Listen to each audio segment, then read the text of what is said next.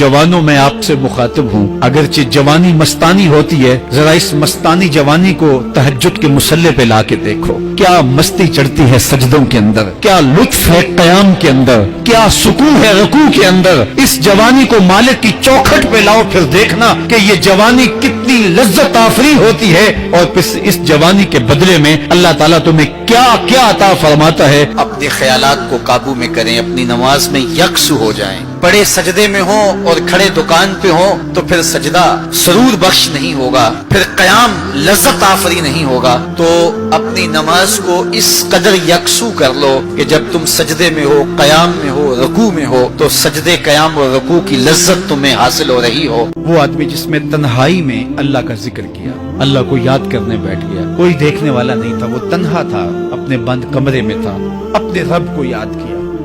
अल्लाह की याद करते करते उसकी आंखों से आंसू टपकने लगे, उसकी आंखें आंसुओं का खिराज देने लगी। तो मेरे और आपके आका और मौला ने फरमाया कि ये आंसू इतने कीमती हैं, इन आंसुओं के बदले में कयामत के दिन उसे अर्श इलाही का साया नसीब होगा। अर्श इलाही का साया उसे नसीब होगा इन आंसुओं के बदले में।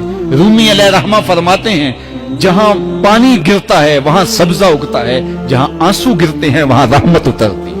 तो इसलिए जो अल्लाह की याद में रोने का लुत्फ है और अल्लाह की याद में आंसू बहाने का अजर और सिला रखा गया है, ये गुनाहों को धो डालता है, ये अंदर की सफाई और सुथराई का सबब और जरिया है। मेरे और आपके आका मौला ने फरमाया, रातों की तन्हाइयों में उठ के कुरान पढ़ा करो और कुरान पढ़ते हुए रोया करो।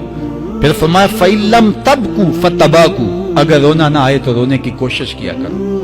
हजरत दाता गंज बख्श अली हजवेरी से एक मुरीद ने कहा, हजरत अगर रोने की कोशिश करें फिर भी रोना ना आए, फरमाया फिर अपने मुकद्दर पे रोया करो। तुम इतने संग दिल हो गए हो कि तुम्हारी आंखें आंसुओं का खिराज नहीं देती। जो रोना नहीं जानता वो अल्लाह की रहमतों को और अल्लाह की करम नवाजियों को कैसे समेट पाएगा।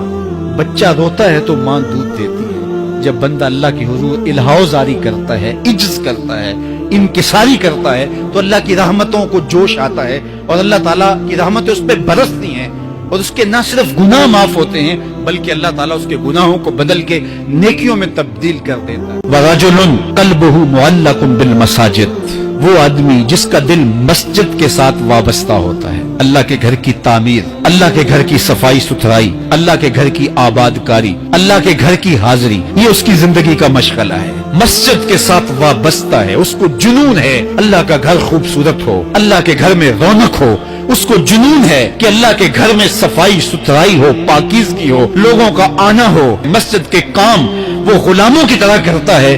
सुनो सुनो, मेरे हुजूर ने फरमाया, कयामत के दिन अल्लाह उसे अपने अर्श का ठंडा साया अता फरमाएगा। फरमाया कुछ लोग मस्जिदों की मेखें होती है, जिस तरह लकड़ी में कील ठुक जाता है वो भी मस्जिद में यूं ठुक जाते हैं, जब भी तलाश करो मस्जिद में मिलेंगे। फरमाया जब वो बीमार पड़ जाते हैं अल्लाह के फरिश्ते उनके घर में हाल पूछने जाते हैं।